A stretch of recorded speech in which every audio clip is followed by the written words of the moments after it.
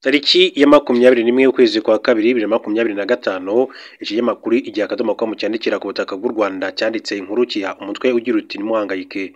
Amagambo ya Minisitiri Nduhungirehe ku bihano Amerika yafatiye General Retired James Kabarebe. Minisitiri w'Ububanyi n'Amahanga w'u Rwanda Olivier Nduhungirehe yasabye abanyarwanda kudahangayikishwa n'ibihano Leta Zunze Ubumwe za Amerika zafatiye General Retired James Kabarebe kuko atari ubwa mbere iki gihugu gifatira ibihano umuntu uharanira ubwigenge n'uburenganzira bw'abandi. Kuwa kane tariki ya 20 Gashyantare 2025 nibwo Leta Zunze Ubumwe za Amerika zatangaje ko zafatiye ibihano by'ubukungu umunyamabanga wa leta ushinzwe ubutwererane bw'akarere muri Minisiteri y'Ububanyi n'Amahanga General Retired James Kabarebe. Iki gihugu cyamushinje kuba umuhuza wa guverinoma y'u Rwanda n'umutwe wa M23. Mu butumwa Minisitiri w'Ububanyi n'Amahanga Ambasaderi Olivier Nduhungirehe yashyize kuri X yahoze ari Twitter yavuze ko abantu badakwiriye guhangayikishwa n'ibi bihano. Ati nimuhangayike, ntabwo ari ubwa mbere Leta Zunze Ubumwe za Amerika ifata ibihano umuntu uharanira uburenganzira ubwigenge n'uburenganzira bw'abandi. Kuva Amerika yatangaza icyemezo u Rwanda rwaracyamaganiye kure. Minisiteri y'Ububanyi n'Amahanga yavuze ko ibi bihano ari ibintu biri aho gusa bidafite aho bishingiye ndetse ko nta ruhare na ruto byagira mu guharanira amahoro arambye mu karere. Yagaragaje ko iyo ibihano biza kuba byakemura ikibazo kiri mu burasirazuba bwa RDC mu karere hari kuba harabonetse amahoro mu myaka myinshi cyane ishize. Repubulika Iharanira Demokarasi ya Kongo imaze igishinja u Rwanda gufasha umutwe wa M23 uvuga ko uharanira uburenganzira bw'abanyekongo bavuga ikinyarwanda, cyane cyane abo mu bwoko bw'abatutsi bamaze igihe kinini cyane bahohoterwa. Mu kiganiro Perezida Paul Kagame aherutse kugirana na Jeune Afrique yavuze ko yumva impamvu M23 irwana, ariko ashimangira ko nta bufasha u Rwanda ruha uyu mutwe. Ati uyu mutwe urengera abantu benshi bamaze igihe bacunaguzwa, bicwa, bameneshejwe kandi bakaba impunzi. Dufite ibihumbi by'impunzi zatanga ubuhamya bw'ibyo. Niba aba bantu bagirirwa nabi nuko bafitanye isano n'igihugu cy'u Rwanda. Yongeye ati abagize M23 bashinjwa ko ari abatutsi barashaka kubirukana ngo bajye mu Rwanda, kandi si u Rwanda rwabagijije muri Congo kandi n'amateka y'ubukoloni ndetse no gukata imipaka y'igihugu. Yarakomeje ati iyi politike mbi yazanywe na guverinoma ya RDC igamije guheza igice kimwe cy'abaturage ba Congo ishingiye ku nkomoko yabo. Hanyuma ni ukubera iki ntagirira impuhwe abo bantu? Mwahitamo ko nifatanya na guverinoma ya Kinshasa kandi ariyo muzi w'ikibazo kubw'abajenosideri FDLR. Umukuru w'igihugu yarakomeje ati kubwa Wazalendo yashyizweho na guverinoma ya RDC kugira ngo ikore ubwicanyi bushingiye ku moko, cyangwa se kubw'ubuyobozi bw'u Burundi bwinjiye muri aya makimbirane bufite intego imwe yo gushyigikira bagenzi babo b'abanyekongo mu mugambi wabo w'ubwicanyi wo kurimbura abo bantu. Ikibazo nk'iki cyabayeho muri 2012 na 2013. Kubera iki nyuma y'imyaka 10 iki kibazo kigihari? Kuki kitakemuye kare kose? Ibi nibyo rero bibazo byo kwibaza. Amahanga akomeje kutavuga rumwe ku ntambara ya M23 na FARDC mu gihe uyu mutwe uri kwigarura ibice byinshi cyane bitandukanye mu burasirazuba bwa RDC biri mu mujyi wa Goma ndetse n'umujyi wa Bukavu, nk'uko icyo gihe bakomeza kugenda babigarukaho. N'ubu iyo mijyi ikaba ikiri mu maboko y'uyu mutwe wa M23. Hanyuma tukiri kandi kuri General Retired James Kabarebe, reka mbabwire ko mu yandi makuru akomeza kugenda avugwa nuko General Retired James Kabarebe ahamya ko FDLR hari igikangisho cy'amahanga afitiye u Rwanda ishyari. Uyu munyamabanga wa leta muri Minisiteri y'Ububanyi n'Amahanga n'Ubutwererane General Retired James Kabarebe ahamya ko umutwe w'iterabwoba FDLR ari igikangisho amahanga akomeje kubungabunga kugira ngo kigabanye umuvuduko u Rwanda rufite mu iterambere.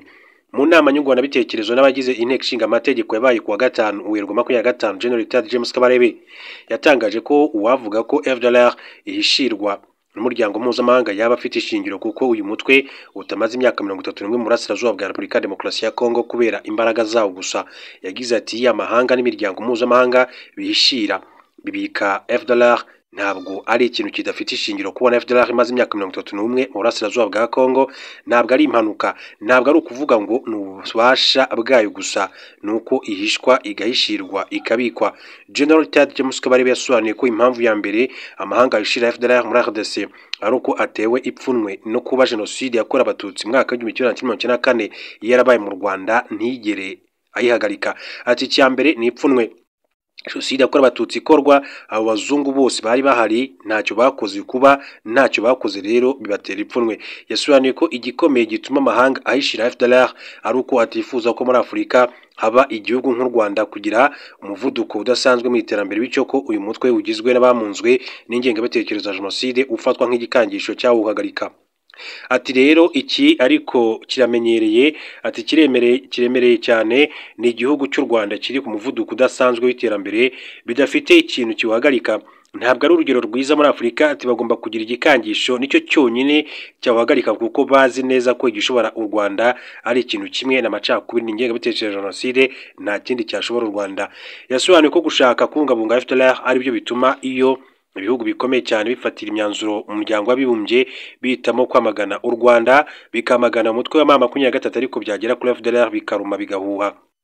Ati muzabirebe mu nyandiko zabo, iyo hari inyandiko zituruka mu myanzuro ya Loni muri ibi bihugu byose bikomeye, baravuga bati twamaganye u Rwanda, twamaganye M23, twamaganye ivogerwa ry'igihugu cya Congo, ariko na FDLR bareke kuyifasha.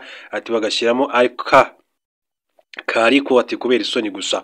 FDLR ni umutwe ugizwe n'abahoze mu ngabo zatsinzwe ex-FAL, interahamwe ndetse n'impunzi z'abanyarwanda zacengejwemo ingengabitekerezo ya jenoside. Imaze imyaka myinshi cyane ikorana n'ingabo za RDC n'indi mitwe yitwaje intwaro ikorera mu burasirazuba bw'iki gihugu cya Repubulika Iharanira Demokarasi ya Congo. Tukiri kuri General Retired James Kabarebe rero, yahoze ari umujyanama wa Perezida wa Repubulika y'u Rwanda mu by'umutekano, akaba kandi akaba yaragiye aba mu mirimo itandukanye mu ngabo z'igihugu cy'u Rwanda. Uyu rero yahishuye ko ingabo z'umuryango w'abibumbye zikorera muri Burasirazuba bwa Repubulika Demokarasi ya Congo zimaze imyaka myinshi cyane zikorana n'umutwe w'iterabwoba wa FDLR. Mu kiganiro n'imitwe ya politiki yemewe mu Rwanda cyabaye tariki 25 Gashyantare 2025, General Retired Kabarebe yasobanuye ko mu bajyanye ingabo z'umuryango w'abibumbye MONUC cyangwa se MONUSCO muri RDC mwaka w'1999 harimo gusenya FDLR. Yagize ati MONUC izanwa muri Congo mu kwezi kwa Ukwakira mwaka w'1999, hategekwa ko ingabo z'amahanga zarwaniraga muri Congo zirimo iz'u Burundi zose zivamo, icyasigayeyo ati kidahinduka ni Alire rero niyo yaje kuvamo FDLR. Uwo mutwe witwa MONUC uwo wagombaga kugumayo kugira ngo abe ari wo uhangana na FDLR. General Retired Kabarebe ashimangiye ko umuryango mpuzamahanga ufite uruhare rukomeye cyane mu kibazo cy'umutekano muke mu burasirazuba bwa RDC, kuko wakomeje kurebera abarwanyi ba FDLR bamaranye igihe kinini cyane umugambi wo gutera u Rwanda. Ati ntacyo bakoze, ahubwo FDLR yarakomeje iriyubaka, yinjiza abarwanyi, iratoza, ikomeza gufashwa n'ingabo za Congo, ahubwo MONUC irebera.